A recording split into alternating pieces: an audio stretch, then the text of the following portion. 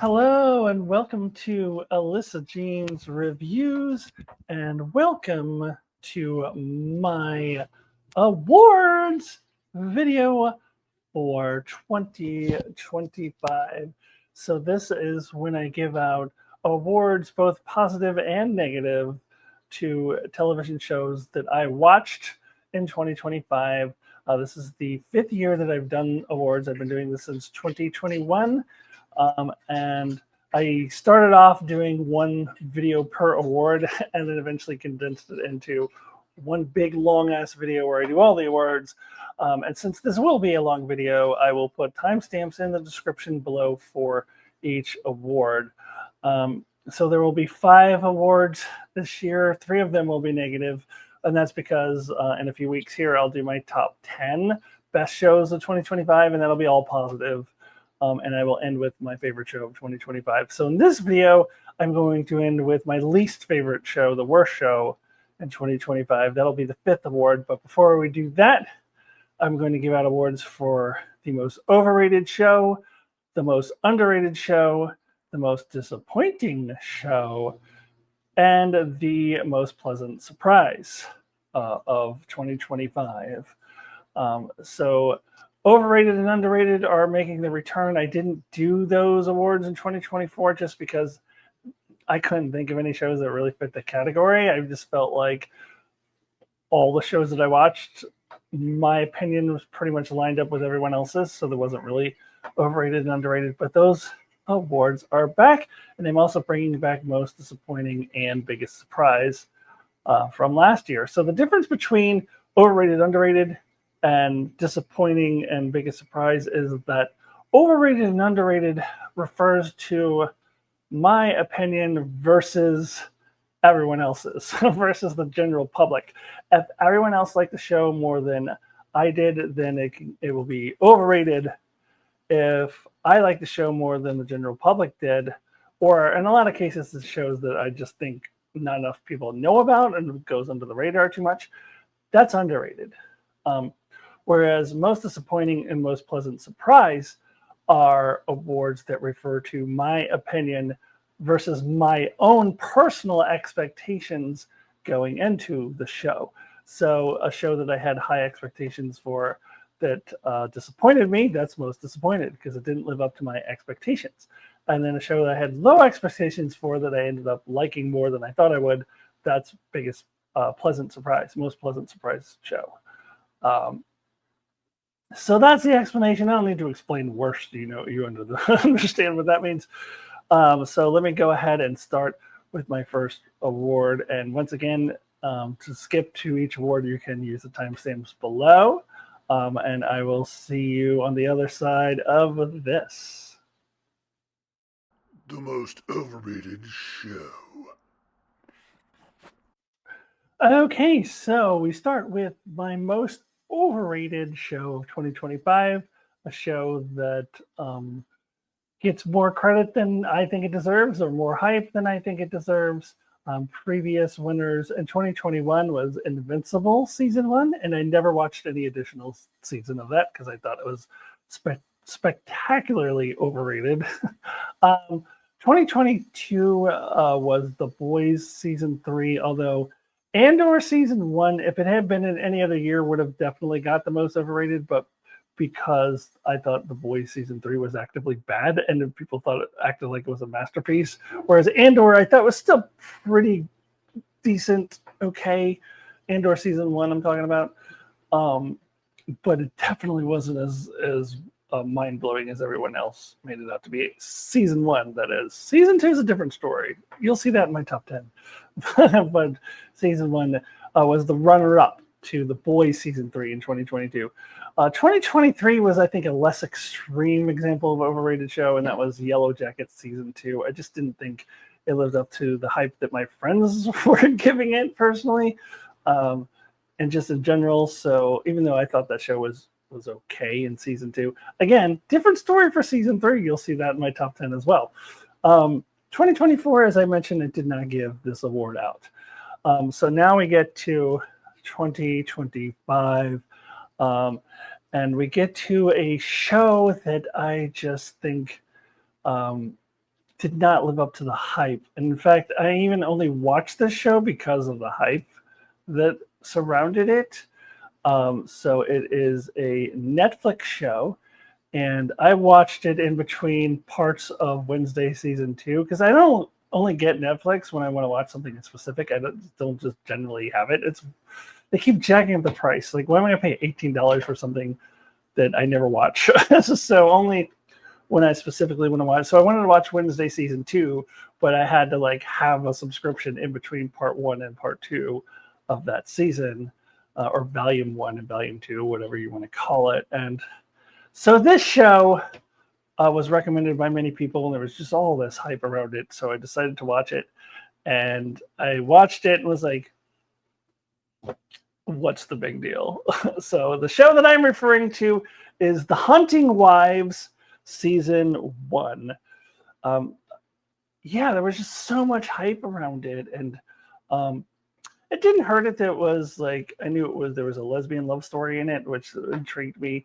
And everyone said it was good, and it's very female centric. Most of the main cast members are female. It's about women, and it's about a lesbian romance.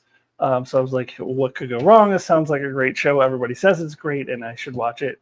And it was not bad, but I would say if you looked up the word mediocre in the dictionary, they should just have a picture of this show. It is like the epitome of mediocrity. Like everything about it, like the directing, the writing, the acting, it's just mediocre. Like so mediocre. Nothing was bad. Like the acting wasn't terrible. There was no standout performances though. Like when you see the shows in my top 10, every single one of them, every single one has at least one performance where I'm like, that person deserves an Emmy. Like that is a spectacular performance. And some of the shows have more than one of those. Whereas this one, it was like, they're fine, I guess. And I'm just not blown away by any of the acting. And then the writing was just kind of, like they had this murder mystery. By the way, these will be spoiler free, so I'm not gonna. I forgot to mention that all of this is going to be spoiler free, so I should probably said that at the top. um, so I'm not going to reveal any major plot points. So I won't tell you about the murder mystery or what the answer was to the murder mystery or anything about that. But I will say there was a murder mystery. It was introduced, I think, in episode 3, and then it was wrapped up prior to the finale. So it was kind of this weird thing thrown into the middle. I thought the pacing was very strange, and I don't know. It was fine. It was just like there's nothing amazing about this show at all. I didn't understand why everyone was like, "Oh, this is such an amazing show." It really is. It's like just so mediocre. Also, I think I got tired of watching lesbian Republicans, like Republican, like all the characters, not all of them, but almost all the characters were like Republicans, like MAGA, and like I don't know. I don't like want to see from those people's point of view, to be honest with you. And the fact that they like some of them were, um, women sleeping with other women, but actively. I mean, I would presume if they're MAGA, I mean, it's not explicitly shown in the show, but I would presume that they would be outspoken against that publicly. So fuck those people. I didn't think there's a lot of likable characters, if any, in this show. So, but it was still okay. I kept wanting to watch it. Like it was intriguing enough. Like I was interested in where it was going, so it wasn't terrible. I don't want to make it sound like it was terrible, but not worth the hype. I wish I hadn't watched it, to be honest with you. It was a waste of my time. Um, Now, I thought about whether or not this actually qualifies for being overrated, because if you go to IMDb, if you go to Rotten Tomatoes, you will see other opinions similar to mine expressed, or even some people who didn't like it at all. And I have heard other people say that it is overrated. So I'm not the only one who feels this way about it. But it's just like the hype machine behind the show is just real. And I think the tipping point for me when I decided I would definitely gonna make this overrated, the most overrated show is Saturday Night Live did a parody of it. So the fact that Saturday Night Live even knows about the show, and that Saturday Night Live feels that this show is popular enough that people would understand a parody of it.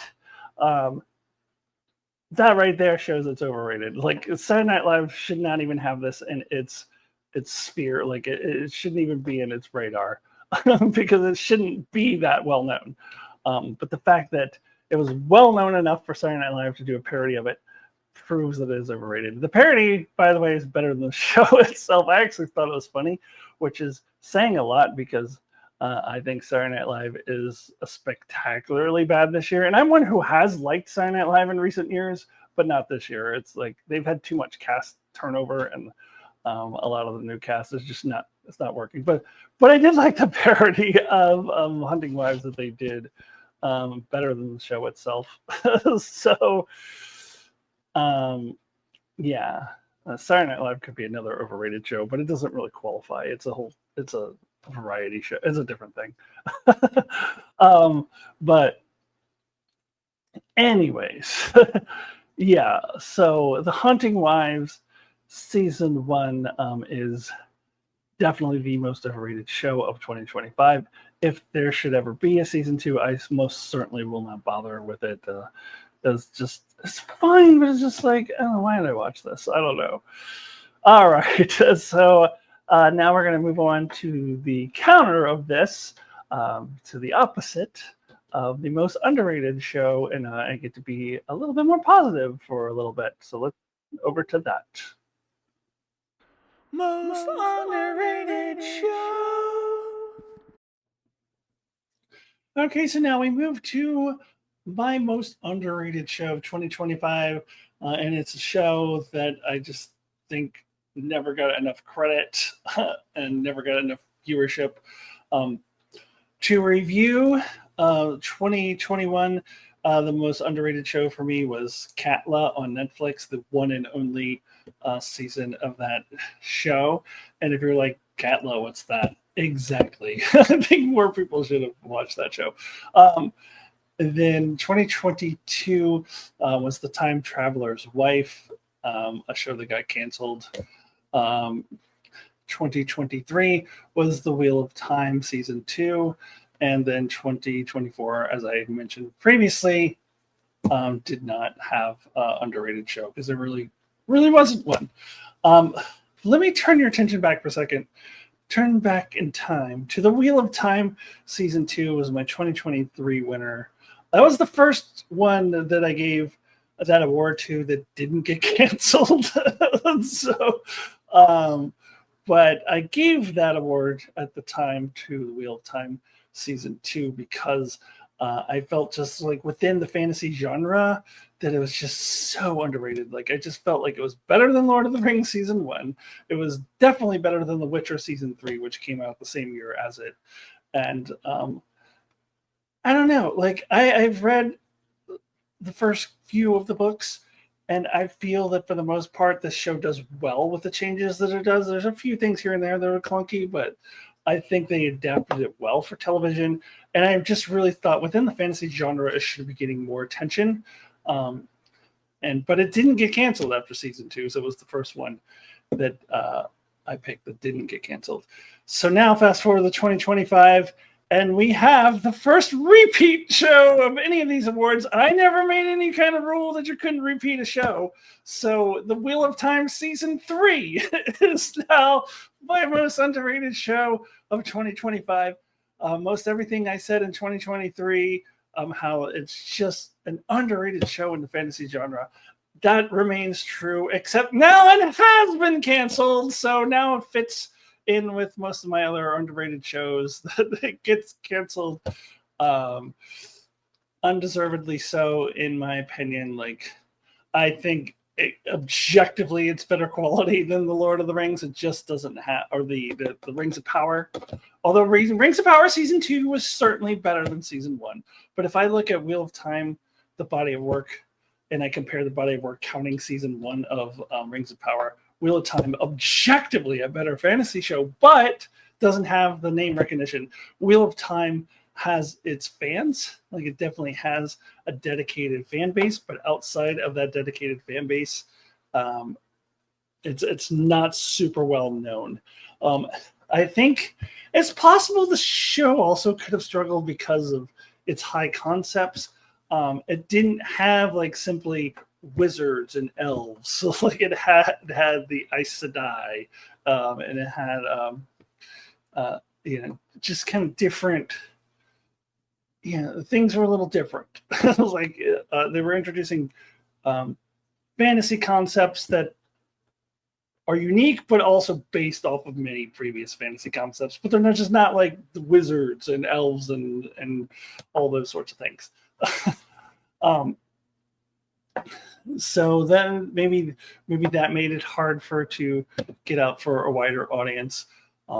But I thought season 3 was great, and actually, I kind of even underrated it myself at times, because it came on at the same time as Severance and Yellow Jackets season 3, which you'll see that in my top 10 as well, as I mentioned before. And there's a lot of shows that were out at the beginning of the year, like that first part of the year, and they were all airing simultaneously. And for like Severance, I'm like, oh god, I can't wait for the next episode. And Yellow Jackets was like, I can't wait for the next episode. And Wheel of Time, I'm just kind of forget about it. Just kind of got lost in the shuffle. And then I'd watch it and be like, well, that was amazing. And then I'd like forget about it again. So even I was underrating it as I watched it.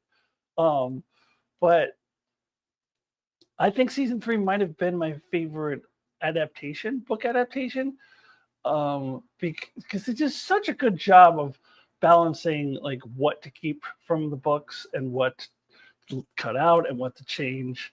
It's a hard thing to do. I thought they did a spectacular job, and I don't know what people would think who never read the books. And I know there's, as among book readers, there's mixed opinions. Although there are particular YouTube channels from book readers who review the show, and pretty much all of them were like higher on the show than I was. Like they were just ecstatic about the show in season 3.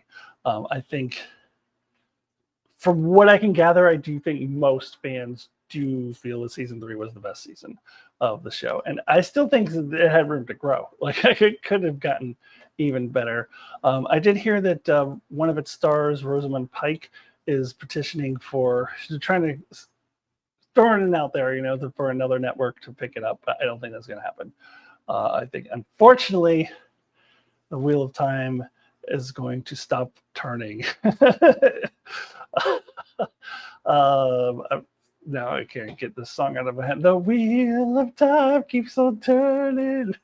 I know that's not how the actual song goes, but anyways. So for the second consecutive time, because I didn't do 2024, the second consecutive underrated show of the year goes to the Wheel of Time. And I don't expect that I'm going to do these awards in 2026, but if I did, you wouldn't have to worry about the Wheel of Time winning it again, because it's going to be canceled. Okay. Anyways, I said this was positive, but it's also a little bit sad because this is such a good show. Anyways, let us now move on, getting back into the negativity. The most disappointing show. All right, now we move into, we'll do the most disappointing show, and then the counter to that will be the most pleasantly surprising show of the year. And last year was the first year that I did the most disappointing show award, and it went to House of the Dragon season 2.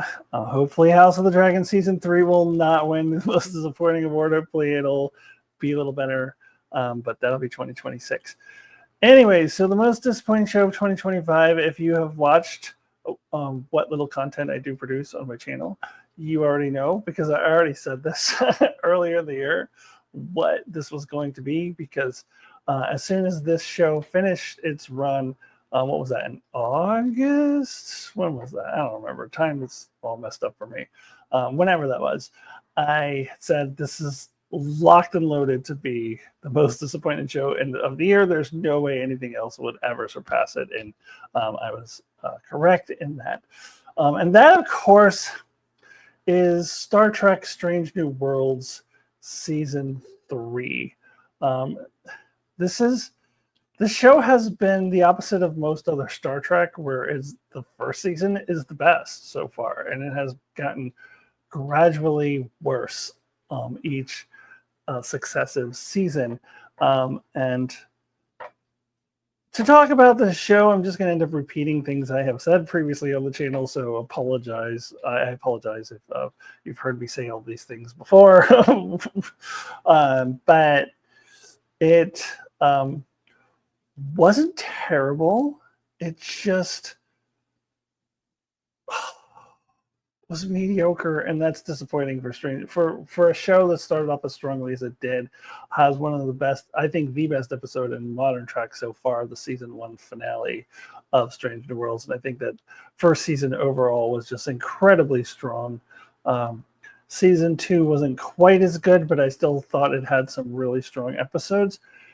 There weren't any episodes in season 3 that I would rank among the best episodes of the show. Like, if I were to rank all the best episodes of Strange New Worlds, it would be entirely made up of season 1 and season 2.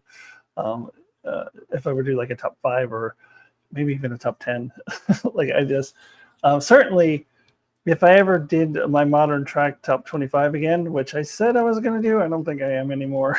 But if I ever did, there would be nothing in season 3 of Strange New Worlds that would make my modern Trek 25. There's nothing in there that blew me away, and yet it had 3 absolutely horrible episodes, like just the worst of the worst. And this episode, or this season, had the worst episode in all of Strange New Worlds, and that's the Vulcan episode. I'm blanking on I keep wanting to say the Vulcan hello, but that was Discovery. You know which one I'm talking about. If you've seen it, I'm trying to keep this spoiler free, but if you've seen it, which most of my subscribers, my fans, have seen it, you know what I'm talking about. That is the absolute worst episode in all of Strange New Worlds. The humor didn't land. It was, racist, even though it was racist toward a fictional species, the Vulcans, is still a species that I've grown to love and respect, and the way that they're treated in this episode was not worthy of the Vulcans. And then all the characters change, they completely change their personalities inexplicably. I did a whole review about this, so you've heard it all before, but it was just abysmal. And this is the show that brought this is the show that brought us season 1. It's just so disappointing, so disappointing. And I think, as I have said before, and many others have said, that they try too much for the comedy, and the comedy doesn't land. They want to be silly way too much. Like, Star Trek should just have a little bit of silliness and comedy here and there, but like half the season was trying to be funny, and it just didn't work. And they also do this thing, which they started doing in season 2, where they always have to swing for the fences and like, oh, let's just do something different, or let's do the documentary episode, and then let's do the murder mystery holodeck episode, which really isn't different, but it's different from modern Trek. And then the season before was like the musical and all of that stuff. So like, let's do, and then the zombie episode this year, like, let's do these different genres. Like, could you just do some fucking Star Trek? Like, why do you have to like try to do all these different genres?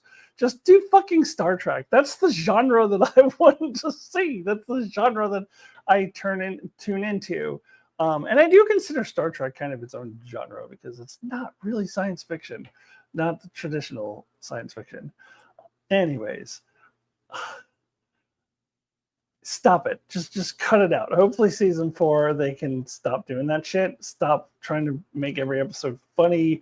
Stop trying to swing for the fences and trying to do all these different genres. Just do some fucking Star Trek. That's all I ask.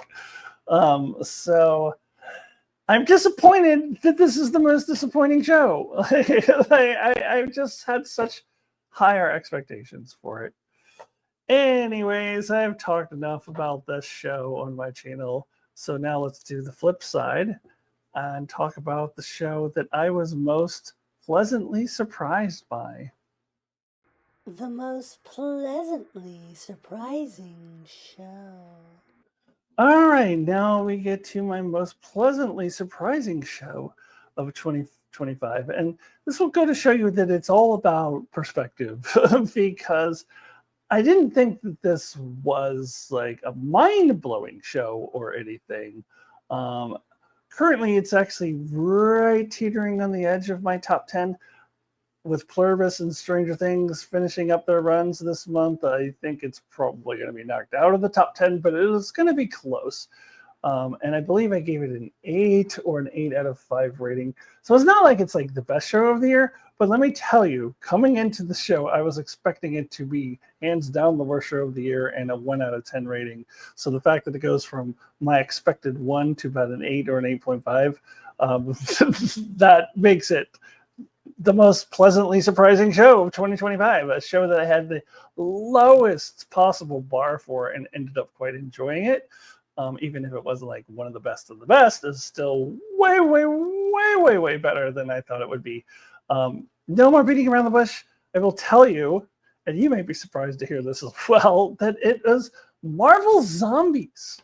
Marvel fucking Zombies was actually way better than I expected it to be. The Marvel Zombies was kind of a follow-up to an episode of What If that was about zombies. It was a What if you're not familiar, shows different universes in the multiverse. What if this happened? What if that happened?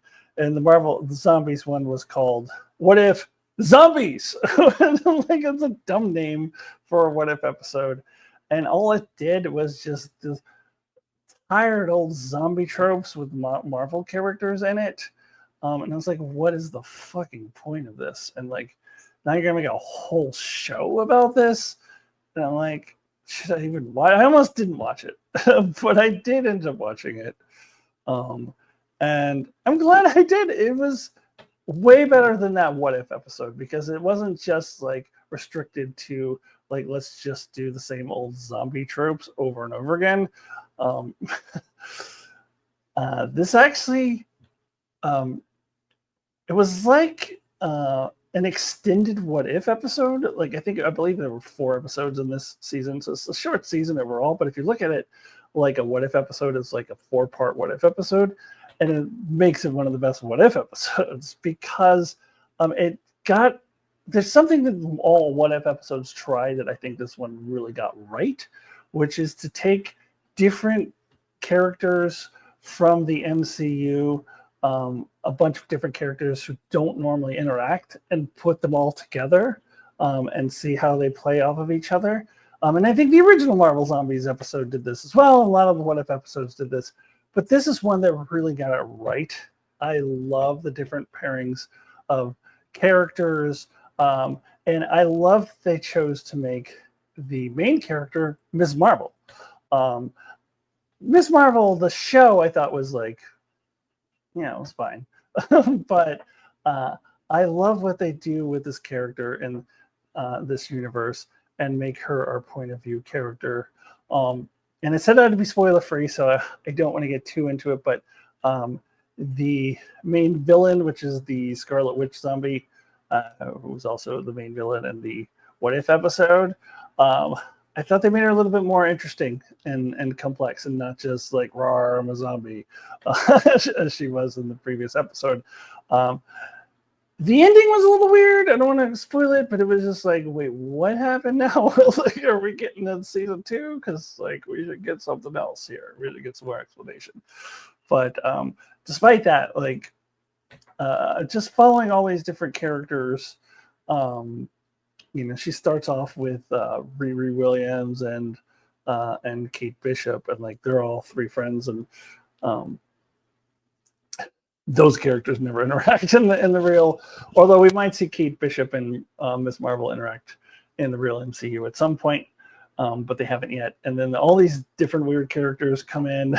Like there was an interesting character combo with having Blade be Moon Knight at the same time. That was really interesting. And there's just a lot of just really cool, interesting combinations of characters that just really worked really well. And it was actually an interesting story. I was actually interested in watching this.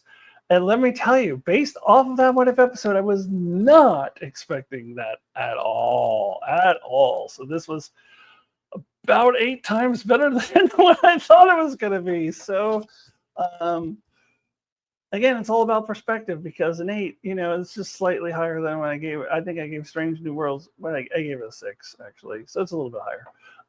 But it's, not mind blowing, but wow, it is mind blowing that it was so much better than I thought it would be.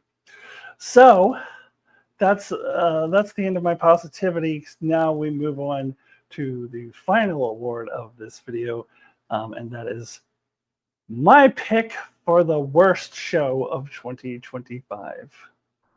The worst show. You suck. Puh.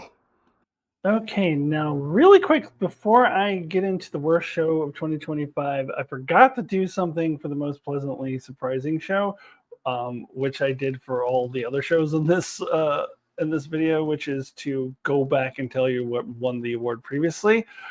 So just stay consistent. I want to do that real quick.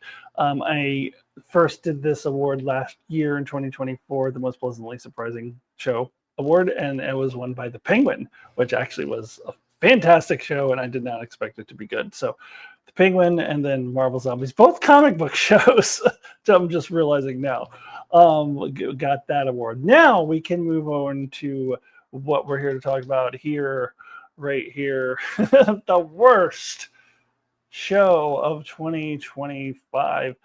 Previous winners or losers, as one might say, were the Nevers season 1, an awful Joss Whedon piece of crap catastrophe from 2021. I believe I gave it a 1 or a 2 rating. And then 2022 was Picard season 2, the season we like to pretend didn't really happen. I believe I also gave that one a 1 or 2 rating. Then 2023 was Secret Invasion, which I think I gave a 4 out of 10 to, but in retrospect, probably could have been even lower. I think there were parts of it that I actually liked, and that's why I didn't get a 3 or 2 or 1. Then 2024, last year, the worst show of the year was Three Body Problem, which was actually the highest rated worst show of the year, which I gave a 5 out of 10 to. But God, it could have been so much better. So now we get to my worst show of 2025, which also gets a 4 out of 10 rating, like Secret Invasion did. I actually initially was going to give it a 5, and then the more I reflected on it, I'm giving it a 4, which does make it the worst show of the year. I think after this is Hunting Wives and Strange New Worlds. I both gave a 6 out of 10 to. Can't remember. I don't have the list in front of me. I can't remember if I gave anything a 5 out of 10. But anyways, this show is the worst show of 2025, and that is Rick and Morty season 8. And the key words there in that sentence are season 8. Because what I have come to realize is that 8 seasons is too many. Like there really aren't any shows. Like I mean, like scripted fictional shows. I'm not talking about like game shows or variety shows or news shows or anything like that. I'm talking about fictional, like scripted TV. I can't think of a single show that was good beyond season 7. That's why the Star Trek in the 90s was so brilliant, because they picked the right season to cut it off. It's certainly possible that maybe one of those like sitcoms from the 80s or 90s, like maybe Cheers, maybe Frasier, maybe Seinfeld were. I can't remember how many seasons those shows went. Or when they started getting bad. I know I stopped liking Seinfeld at a certain point, but I don't know when it went downhill. So sitcoms maybe, but in the modern era with the shows that I watch, serialized shows, even going back to like the 90s, any dramatic or sci-fi show, season 7 is the cutoff. So you look at some season 8. I'm gonna right off the bat exclude Walking Dead because I never watched it, but I heard that overstayed its welcome. Another one, of course, the most famous one, the most well-known one is Game of Thrones, which I think seasons 7 and 8 were awful. Although honestly, they could have been good. But I just think the showrunners, Dan and Dave, were just exhausted and worn out, and they're just like, let's just throw this crap on here because we can't do this anymore. And that's why you don't do 8 seasons of a show. It's too many. And then another one I think of is Weeds. Do you remember that one? That's kind of a comedy. It was kind of a dark comedy.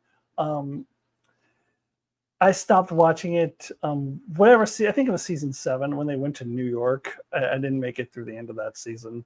I was like, why am I still watching this show? That's really been good since the town burned down. Spoilers for Weeds. Their town burns down, I believe, at the end of season 2. And seasons 3 and 4 were still decent, but it definitely like went downhill after that. And they went all the way up to season 8. And there's too many. And to me, the most infamous example of being on for too long. And again, I never saw The Walking Dead, so to me it was 24. I stopped watching in the middle of season 6 when this Chinese ambassador calls up Jack on the phone and is like, Mr. Bauer, I have your girlfriend. If you don't do what I say, I will kill her. Okay, that's the 30th time we've done that trope. And that was the problem with 24, is that they kept doing the same tropes over and over again. There was always like a mole. And it was just like, we always got to stop this bomb from blowing up. One of Jack's, someone close to him is kidnapped. It's the same fucking tropes again and again and again and again and again. And halfway through season 6, I stopped. And then they went up to season 8 and then came back for like a season 9 that was called something else. I never watched it.